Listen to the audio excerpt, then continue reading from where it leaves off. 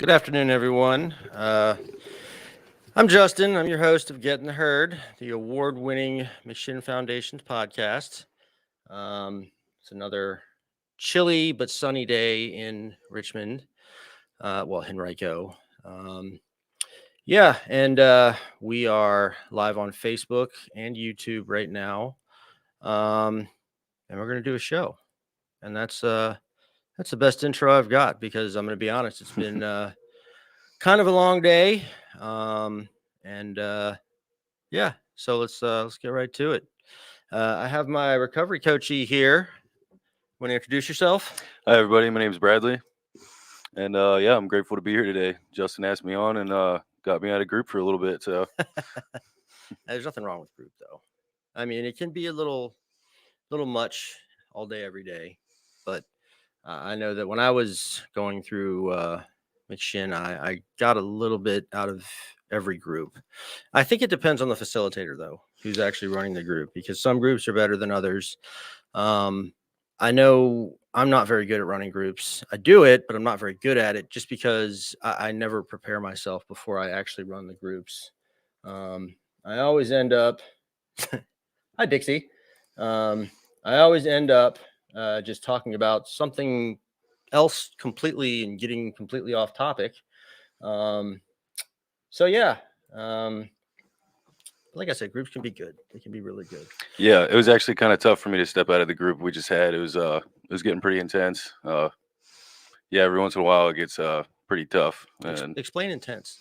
so intense really just sometimes they're very monotonous and you're just getting a lot of information. And other groups get just heavy. You really start getting into the deep stuff and working through a lot of the mental issues we all go through as addicts here. And it gets heavy, man. You get some people start to cry, and some people want to walk out and come back after they calm down a little bit, and it just gets down to the nitty gritty, really. You the last time we had a session, you came in and you had said you did what, breath work? Yeah. You said that was pretty intense. Tell me what that was like. So it was with this fellow named Frank, and so it was a 3-part breath work. And you breathe real deep into your belly and then your chest and release, and we did that for about half an hour straight. And oh man, I'm like shaking a little bit just even thinking about it, remembering it. I got to a certain point of I wasn't like, I kind of went into like a not like an outer body experience, but more of an inner body experience. And at a certain point, I kind of felt like my inner soul was talking to me. It was heavy, man. I started crying, and my hands started clenching up, and Not necessarily a bad thing, though. No, not at all. I mean, it's definitely very difficult work. A lot of people do say that they don't recommend it for people in early recovery. Right. And they were kind of touching base on that. Wait, you said they don't recommend it for people? Yeah, they don't recommend it because it's you start pulling up a lot of feelings and emotions, and it can be very overwhelming and scary. Huh. But the the facilitator was saying that he thinks it's better to get to that a little earlier on, and to kind of show you what you're going through, because you face a lot of traumas and other heavy stuff in your heart that you don't realize is there, and it can be. That's why a lot of us are here, actually. A lot of what we, I guess you could say, suffer from is past traumas that causes us to do the things that we do, up to and including drug use. I know that me personally, I didn't really deal with any, I guess you could say, major. I mean, the only really traumatic stuff I had happen to me was, with my father. But that's really, I mean, it's not something that's left over. Like, I've already processed that and dealt with it. Yeah, you think you did. Well, fair enough. Okay, that's when you get into that breath work. Yeah. You think you got past all those things, but then when they resurface, I didn't say I had gotten past it, because I don't think I'll ever get past that. But it's definitely something that I've dealt with. I've digested it, and I I understand the reality of the situation. Whereas before, up until a couple of years ago, I hadn't really, processed the reality of the situation, and it weighed pretty heavily on me. And all right, well, I mean, hell with it, since we're doing this thing, Um, so when I was real young, my parents got a divorce, right? Happens to a lot of kids. Their Yeah. parents get divorced and they end up blaming themselves for their parents getting divorced. Well, I was fortunate enough to where I was so young that I didn't really know what was going on. So I didn't Mhm. know really how to blame myself. So, like what happens to most, you know, kids that have parents that got divorced. I got passed back and forth, um, and parents fought like cats and dogs for custody, and the little the petty things that come up. Well, I want him this weekend. Well, I want him next weekend. That type thing. Right. I say petty, but I'm not a parent. You know, uh, that that that can be pretty major for the parents to be able to see their kids, and I get that. But the problem is when the parents start using the kid, as a weapon, Leverage. yeah, as Yeah. Yeah. leverage against the other parent, and that happened. My father would do that to my mom uh, as often as he could. Um, and I'm sure if you ask him today, he would deny it. But I know for a fact because I think back to some of the things that happened, and it's like, damn, you were literally just trying to be an asshole, Mhm. um, making plans with me and not showing up, and just doing things that would deliberately put me in a bad mood, so that when I would have to, when I would go to my mom and stepdad's house, I'd be in a bad mood. I'd be shitty, Yeah. Um, and so, time went on, and I got a little older, and I realized that I didn't really want to go live with my father and my stepmother anymore. I wanted to live with my mom and my stepdad. And it was, there was a stable household. I was around all my friends. During the school year, I stayed with my mom. Um, and I just I liked the environment better. Right. Where you're comfortable. Yeah, I was very comfortable. My father, we moved around a lot, and I never really had, I guess you could say, a home. Stability. Right, Yeah. stability, general stability. Um, and sorry, I'm looking at comments. I'm producing as I'm hosting, so it's if I stop and kind of look over here, it's because, yeah, we got a lot of comments already. I'll get to some of these comments in just a minute. Let me finish. Finish story time. Yeah. So it got to a point where I decided that, like I said, I wanted to live with my mom and who I now call dad. Um, and my dad, when I say my dad, I'm referring to my stepdad. When I Okay. say my father, I'm referring to my biological father. Gotcha. Gotcha. Right. So my dad and my mom sat me down and said, if that's what you want to do, that can't be something that we tell your father. That has to be something that you tell your Hmm. father. Um, and I was scared to death. Hey, do me a favor. Oh, okay. Microphone is going to completely fall off my desk. That's good. This show is turning into a train wreck. Little technical Yay. difficulties here. Technical difficulties. Always wanted to say that. Move the mic away from your shirt a little bit because I can hear it. There you go. All right. How's that? We're Better? doing great. All right. So I made that phone call and it scared the shit out of me. I was shaking when I called him, and I didn't know what to expect. How he was going to respond and everything, and it didn't really go all that great. He was pretty pissed, and he just insisted that no, this is coming from, your mother and stepfather. That's Hmm. who, Like this isn't coming this from isn't you. coming from you. And I tried to tell him over and over again, yeah, it's coming from me. This is what I want. I think I was 15 at the time. I think that's how old you have to be when you say that. Um, so uh, my dad for the longest time had wanted to adopt me, and it was a very difficult conversation, and one that he didn't feel that he didn't feel that it was his place to tell me, because he didn't want to. Well, it wasn't something it wasn't comfortable, and Yeah, it was, hard conversation to have. yeah, hard conversation to have. Um, so one year for my dad's birthday, my mom and I got together and we basically did an adoption, an adult adoption, from, both of us to him.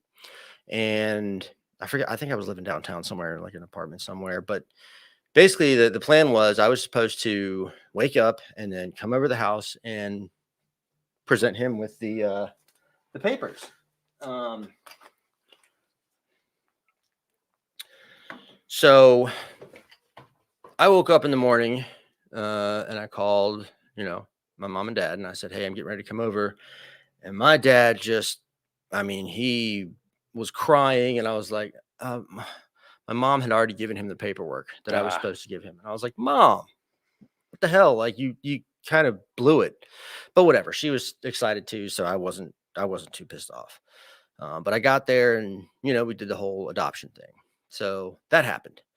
Um, my father found out about it, and he was just pissed. yeah. I mean, pissed.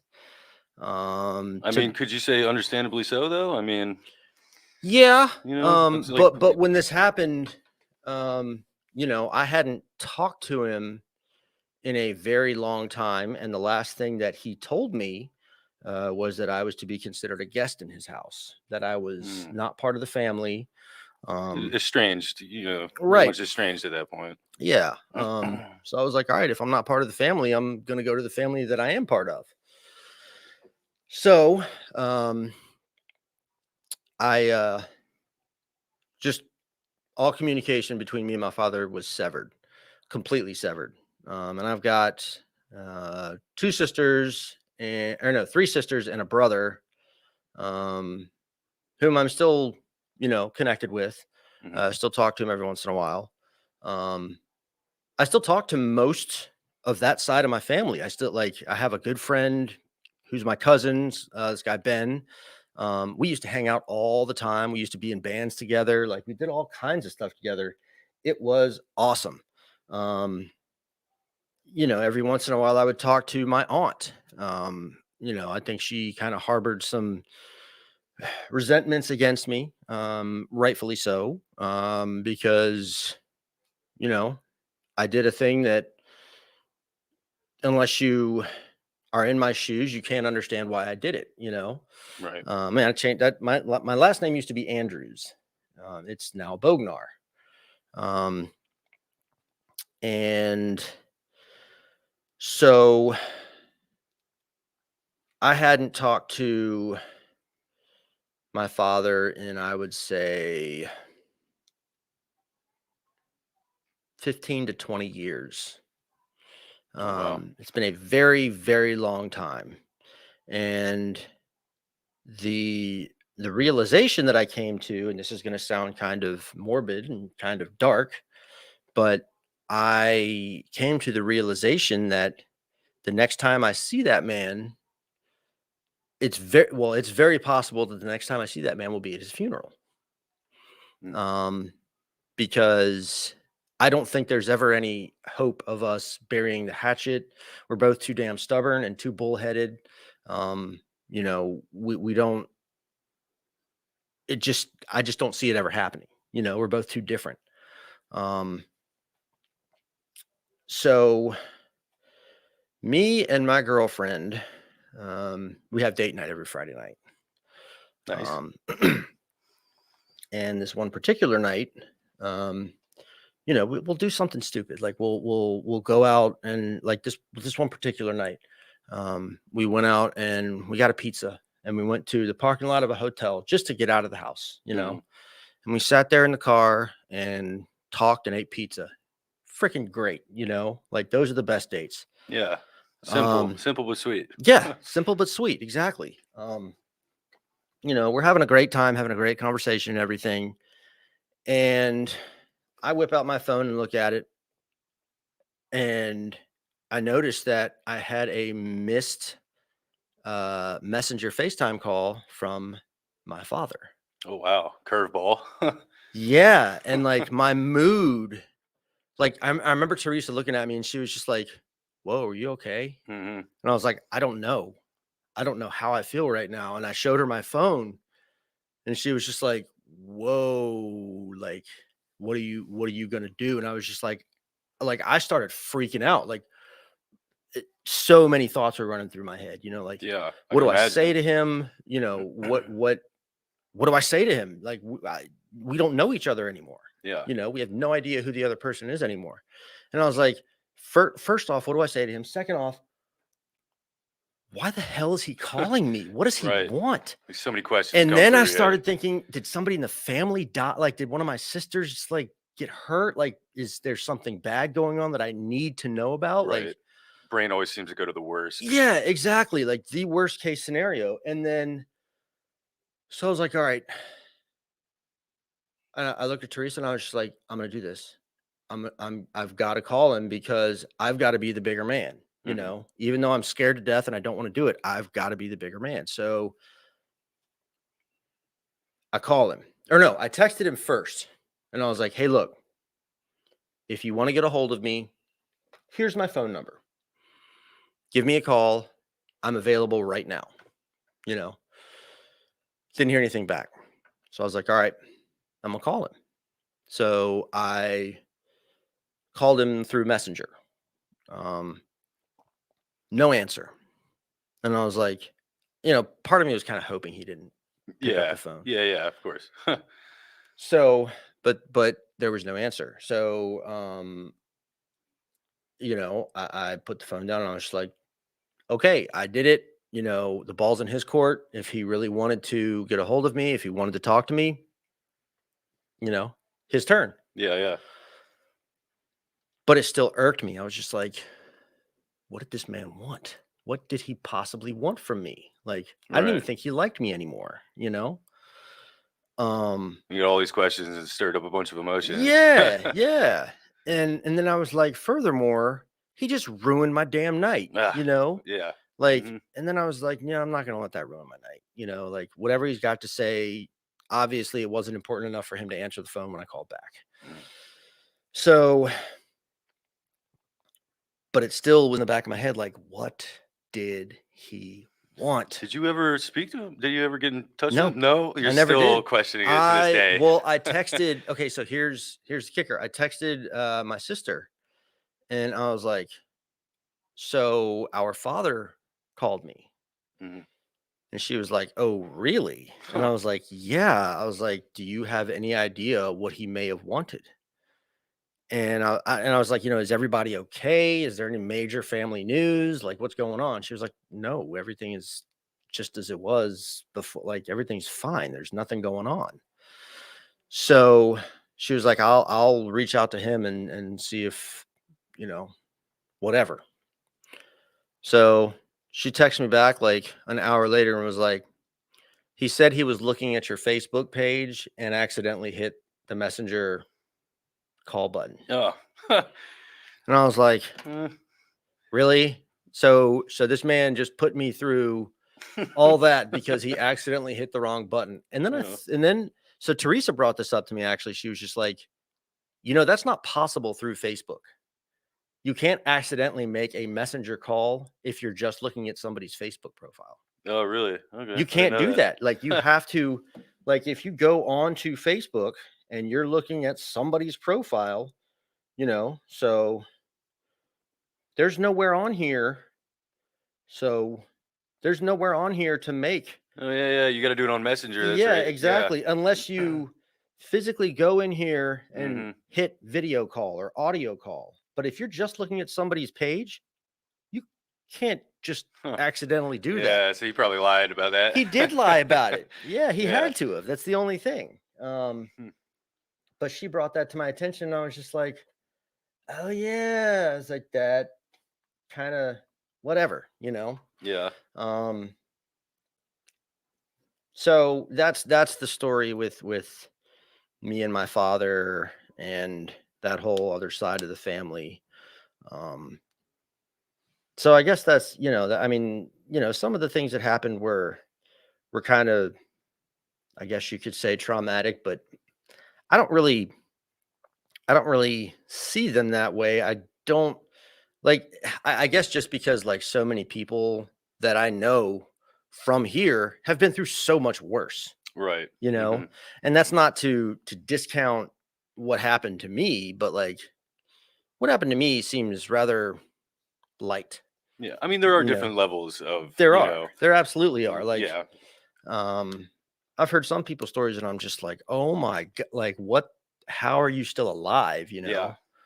Um, Yeah. And I really do appreciate you sharing that, yeah, yeah, Justin, and, a big thing I know that in the program, NAA and any other recovery program is that, they always say, we focus on our similarities, not our differences. And, a lot of the beginning of that story you're sharing is, I can relate 100%. I mean, my parents split when I was about 5. okay, Um, Mom left. I didn't see her for a few years. And that's actually how I ended up in Virginia. And when she left, she ended up coming here to Charlottesville, oh cool, over to Charlottesville. So, um, and yeah, same thing. At a certain age, they asked me who I wanted to live with. And it was, I just said I wanted to live with both my parents because yeah, you know, both. yeah, yeah. Who do you love And more? yeah, I remember that at a young age of 15 being, in a courthouse and just trying to be like, hey, like, can't we just shake hands and not be so mean to each other? If only it were that simple. Yeah, and it was a pretty nasty divorce, I mean, doors kicked in, electric boxes on the side of houses being snipped. It was, All the fun stuff. yeah, there's a lot of nasty stuff involved with it. Yeah, And is very similar too, because I mean, the manipulation and the leverage that parents can, use it's to, crazy, yeah, man. It's so crazy how they can do that. and it's, and I understand, like, in the heat of the moment these things happen and maybe people aren't thinking very clearly or thinking about the ramifications of these things. But I mean, remembering that when I was a kid, all that stuff going on, it was just, I didn't really understand it then. And now looking back on it, it's like, man, there were some real issues going on. Yeah. And not later did I find out until, in my older age here that, I mean, not that I'm old, I'm 27, but further down the road, I find out, my mom had a really bad pill addiction back then. And that, caused a lot of issues. Right, as it But can. there was no rules at all at my when I went to go see my mother, especially considering we were a couple states away. Yeah. So if anything did go down, it's not like my dad was able to see it. He only heard about some things. But you It's know, kinda similar at my father's house. There wasn't a lot of rules there. Everything was kinda just like, "Yeah, yeah, figure it out." yeah, and then so we would run rampant at my mom's house, and I've got 3 brothers and a sister. And yeah, we would run rampant. My mom was buying me beer and cigarettes at 13 years old. And it's just was, get out of control. And then we go back to, my dad's house and we would just be wild, and just causing my dad so many issues. And then next thing you know, my dad's the enemy because he, oh, you're so uptight. You never let us do what we want to do, because Mhm. mom would let us do anything and there was no structure at Right, all. right. Um, and yeah, just with And that. you would think, like, being a young kid, you'd be like, "Sweet, no rules. I get to do what I want." Hmm. But I don't know. I liked that I guess I liked that I knew what to expect, you know. I knew that at the end of the day I was gonna sit down to a nice dinner. I knew that, when I woke up there was gonna be, breakfast and cartoons and then we were gonna go do something and then blah blah blah. Like Yeah, I liked the idea that I knew what to expect. Whereas at my father's house, it was just like, Yeah, who knows? Yeah, we'll see what happens. We'll see. We'll just play it by ear, Right. essentially. I do want to get to. I didn't cut you off at all, did I? No, you're good. Okay, cool. Yeah. I mean, I can go on all day about my past. So best cut Yeah. me off while you can. So we've got Leslie Jones here. She says, hello, it's been a while. I'm doing great. I see you often on here. Miss you guys. We miss you too. And she says she has a sister that's going through what is reality and what isn't from the use of meth. It's horrible when she believes what is not real. Yeah, that meth can do that. Been there. Meth psychosis. I was always one that I kind of forced myself to stop and lay down at least for a couple of hours. I stayed up for a couple of days a few times, and it never ended good. It was never a good experience. Once you get past the initial "this is awesome" phase, everything else is just, I mean, you're chasing a high and you're just tweaking. And nothing's worse than being up and not being able to come down, even though you really, really want to. Yeah, exactly. Leslie, do you know Leslie or no? Okay. Actually, Alyssa Marie there. She says we love you, Bradley. Yeah, shout out to Alyssa Marie, and tell Stella I said I love her. That's her youngin. Leslie says thank you for sharing your story. Absolutely, that's what we do. That's how we make ourselves heal. Yeah, and I share that story because I want people that are listening to this and that may hear this later, to know that there's nothing shameful about what you've been through. There's nothing shameful about what has caused you to, I don't want to say do things that you regret doing, but we all have a backstory. We all have something that we did that we wish we hadn't done, or something that happened to us that we wish hadn't happened to us, that causes us to do things that we do. You know, let's be 100% honest. No.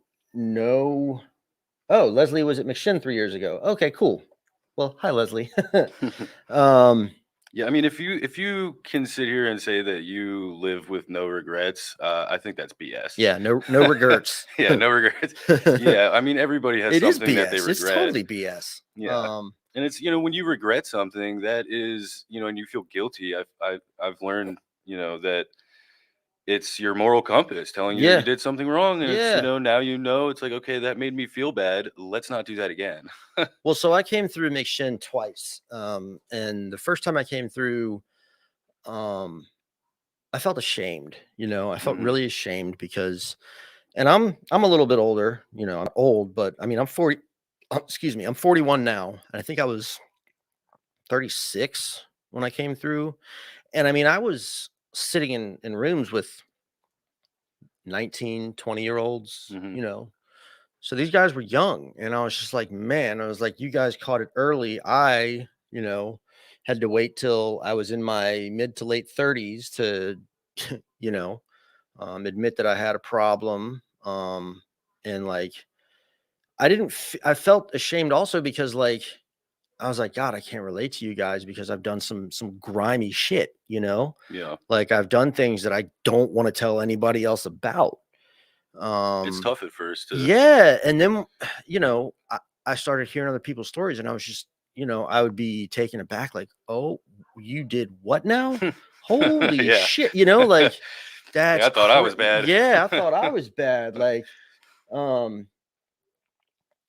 like, and that's kind of one of the big things that I want people to understand. Like, if you're thinking about seeking help, first off, please pick up the phone, please reach out to somebody, because, it's, I did a testimonial earlier. And one of the things that was said was that, it's so much better on this side of the fence, and it absolutely is.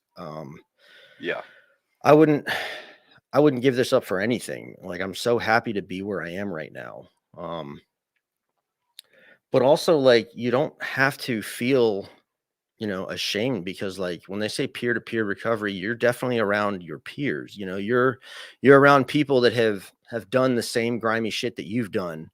And, it's not about what you've done. That doesn't define you as a person. It's Yeah. about what you're doing now, how you're, you know, not necessarily forgetting your past, but dealing with your past Right. in a, a mature, responsible way, you know?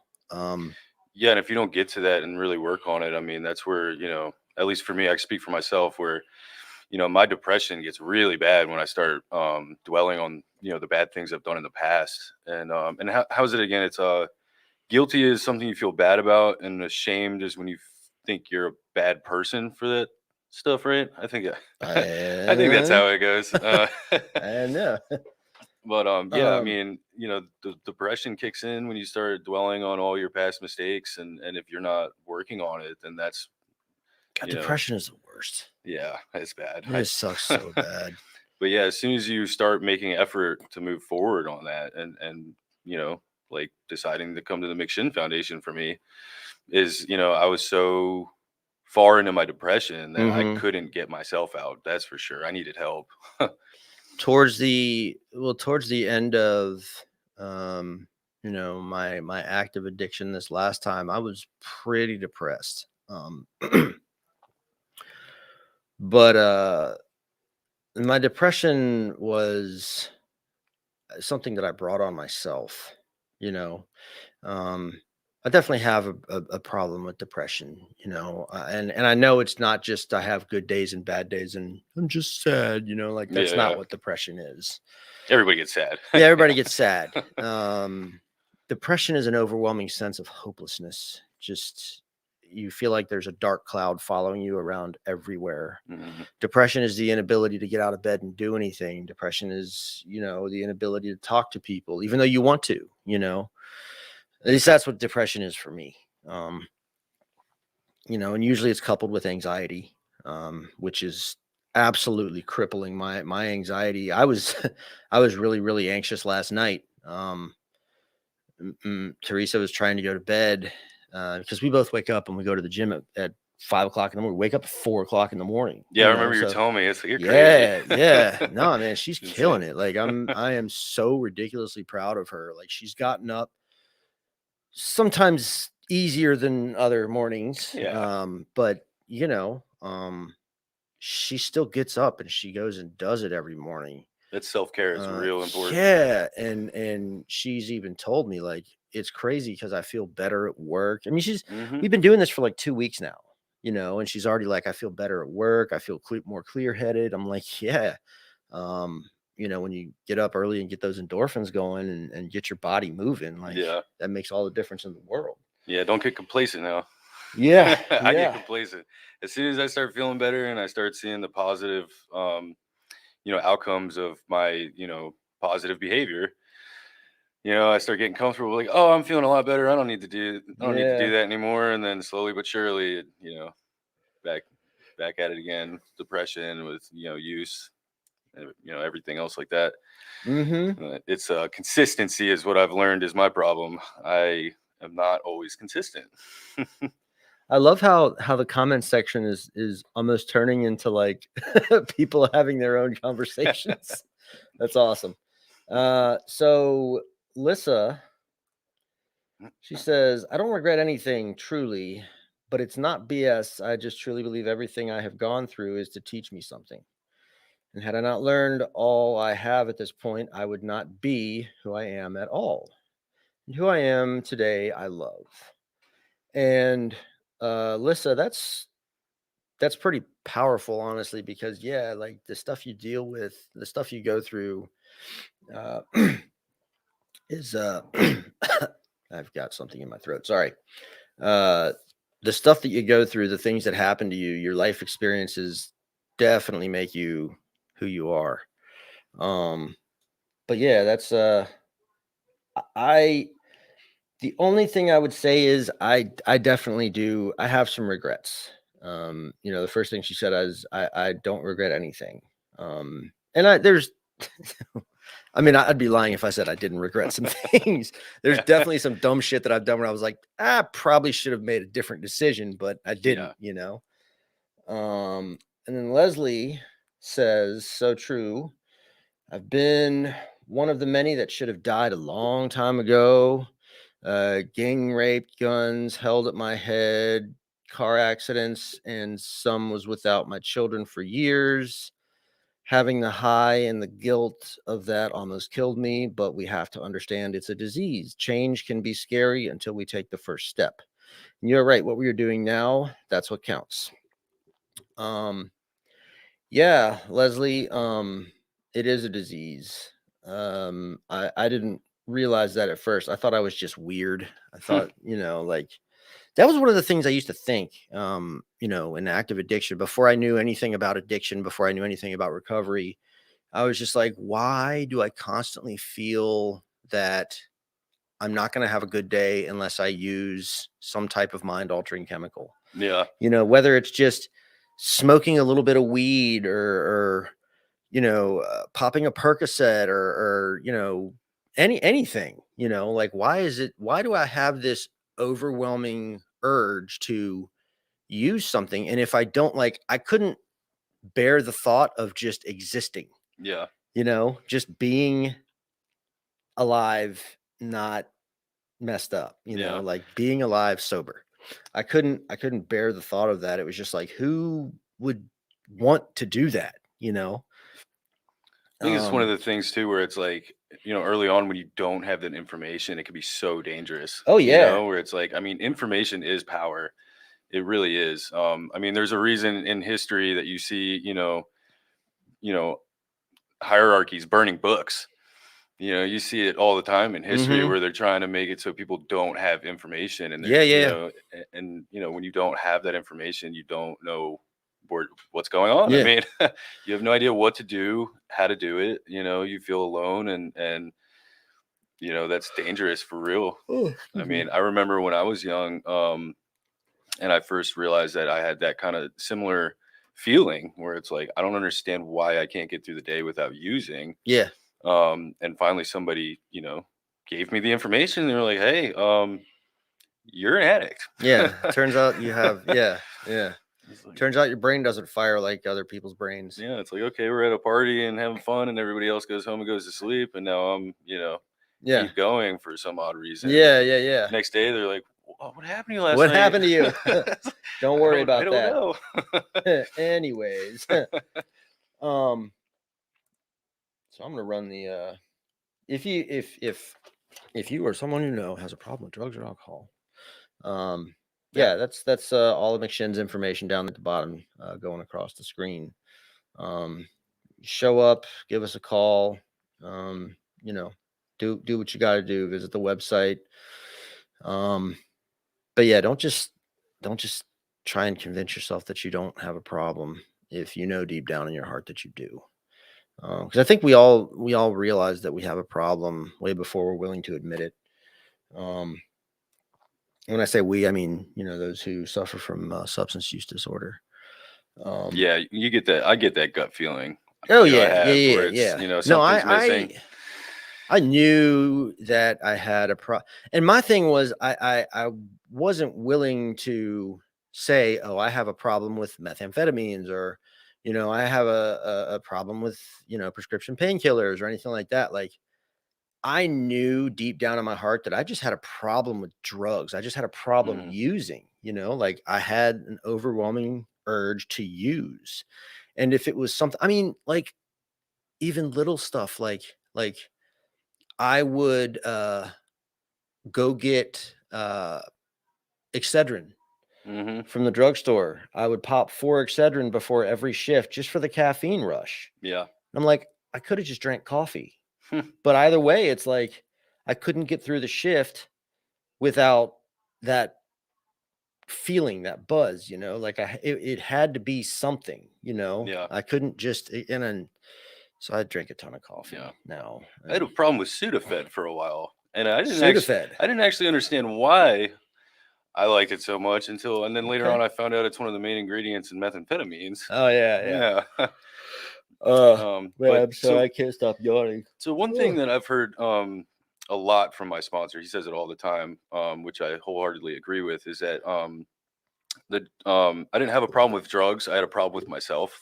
Yeah. And it's, and then you hear other versions of it where it's like drugs are just a symptom of our disease, where it's, we're trying to, self-medicate because internally we're lacking in some way, Yeah, something's which is going on. okay. I mean, it took me a long time to accept the fact that, you know, I knew I had a problem, but accepting that I had a problem because I didn't want to feel less than. Yeah. I felt inadequate. Yeah. And it's actually crazy. Earlier today, I don't know why, but for some reason that quote, I think it was in Coach Carter, where he said, kept asking him what's your biggest fear, and he kept answering, and it was always wrong. But finally, he said, our greatest fear isn't that we are inadequate; it is that we are powerful beyond measure. And then there's a little more added on the end. I can't remember, but that is real for me. It's I'm not. For sure. I'm not afraid that I'm not good enough. I'm afraid that I'm too good. Yeah. And it's like, my, the possibilities are endless, and that unknown factor, that, the fear of I don't know what's to come it gets heavy and overwhelming. So one of my biggest fears, and I always thought this was weird until I found out that there are other people that feel this way. One of my biggest fears is success. Being successful. Yeah. I'm scared shitless of being successful, and I don't know why. Yeah. I don't know why. I but I guess then you could get into what's the measure of success and all that. And yeah, I try to look at it like, what I am scared of is, I guess having all that responsibility of, being successful and, the having responsibility of it. just the responsibility of it. Yeah. Just having to be that present. Like I can't just like, I don't know how. Like I won't be able to just like, if I don't feel like coming to work, I won't be able to just like, oh, I don't feel like coming in today. Yeah.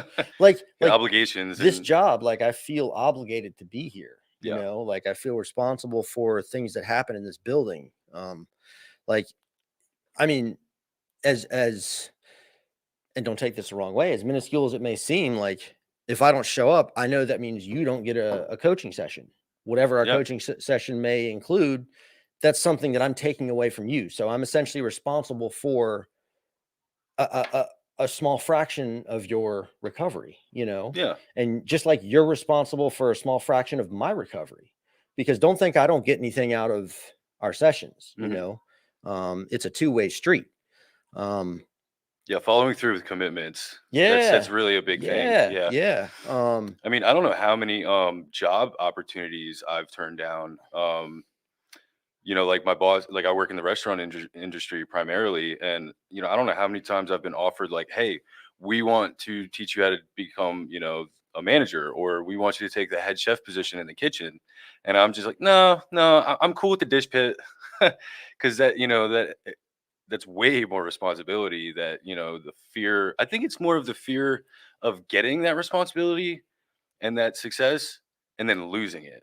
Yeah. Because I've been in a position before where I have self-sabotage is very common for addicts.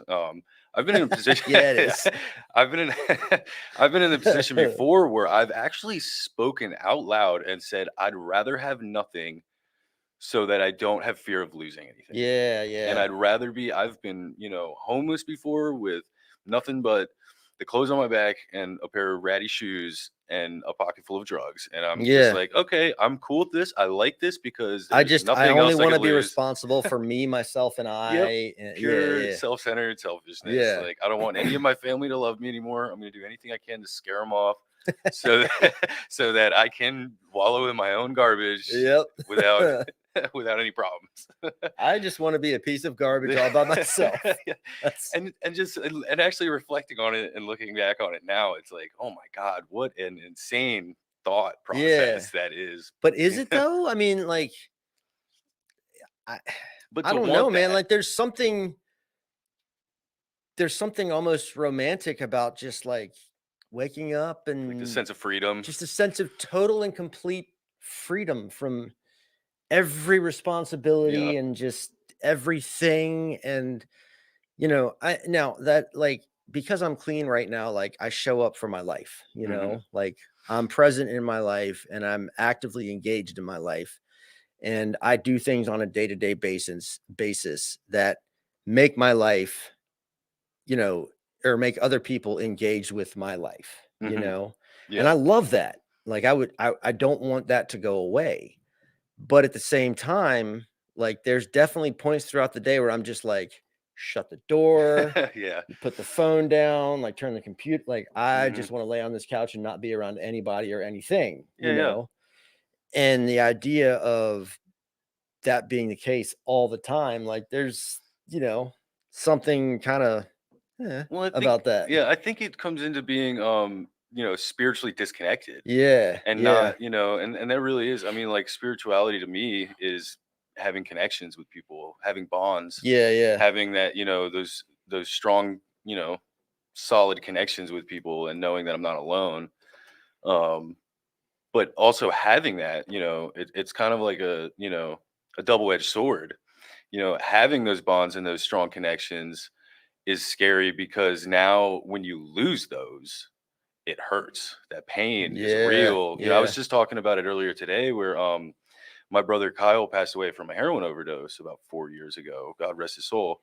But I was in so much pain from it. I drank myself into a stupor because I didn't want to feel it, for almost a year, and then obviously progressed into other things and all that. But earlier, about a year ago, I went through a lot of trauma therapy and a lot of therapy, with a really good therapist down in Florida. And I came to the understanding that the reason that it hurt so much, my brother's death, like, the reason it hurt me and I had so much pain was because that love was real. Mm-hmm. And it was for the first time in my life that I ever actually fully understood what true unconditional love was, Mm, because that pain was so real. yeah, And it's the only positive that I can take away from that pain, is the fact that it reassured me that that love was real, because that's why it hurt so much. yeah. So it's like, having those bonds with other people can be scary, just because that the stronger it is, the more it's going to hurt when you lose it. Mm-hmm. So Yeah.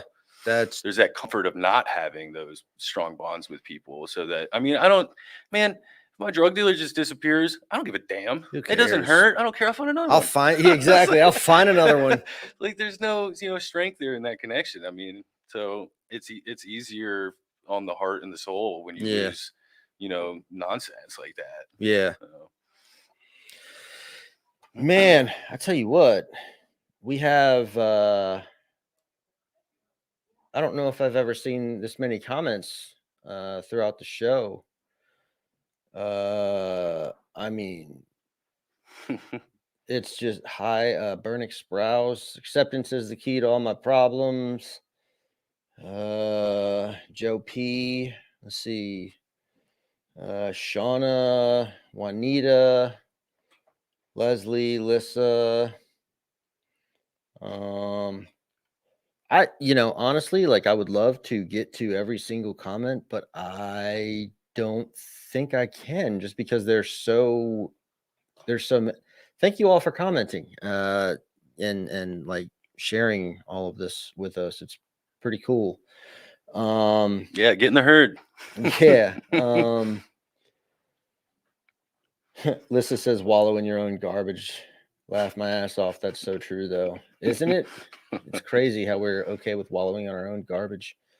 Better than somebody else's garbage, right? Yeah, exactly. But one thing I will say on the success piece is I'm not scared of being successful anymore, as much as I used to be. Well, okay, so let me rephrase that, because I had three different thoughts going on in my head. I still do fear success, but not so much that I'm not going to chase it, you Hmm. know. Um there is always that fear. I think the fear for me is that I'm not going to be good enough.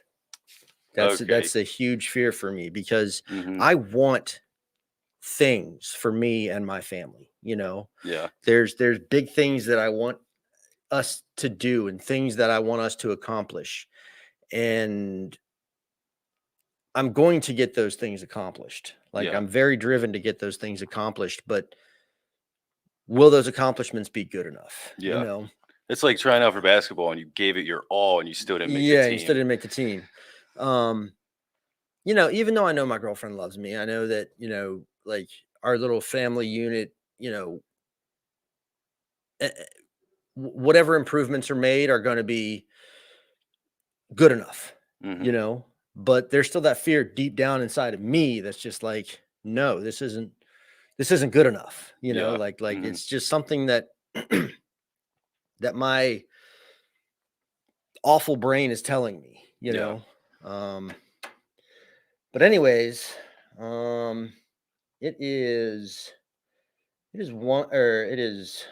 we are at 51 minutes and 52 minutes. So do you have any final thoughts or anything like that? Final thoughts? Just Yeah. um Anything final you want to say? Or I mean, for one, I'm grateful that you had me on the show here. for sure, man. Yeah, I mean, some of you might believe this or not. It doesn't matter really, but this is the first time I've ever been on a podcast. And Really? yeah, and yeah, at the beginning there, my heart was in my throat, and I was kind of nervous, but yeah, excellent, great experience. And I'm super grateful to be at the McShin Foundation. I mean, if you would have asked me a week ago if I was going to be sitting here in a podcast and being your apprentice, learning cameras, all the stuff about sound and audio, and just being in a position to help others Crazy how immensely. things work out, right? Yeah, it's like, I mean, just a total 180, And and I'm so, grateful. now that we're bringing the show to a close, so I put this out on like Spotify and iHeartRadio Hmm. and Apple Podcasts and Google Podcasts and Stitcher and all those places. We also are in 58 jails and institutions. And that, believe it or not, is our biggest audience, is those who are currently experiencing incarceration. Yeah, Um, they're just bored. Need something to listen um, to.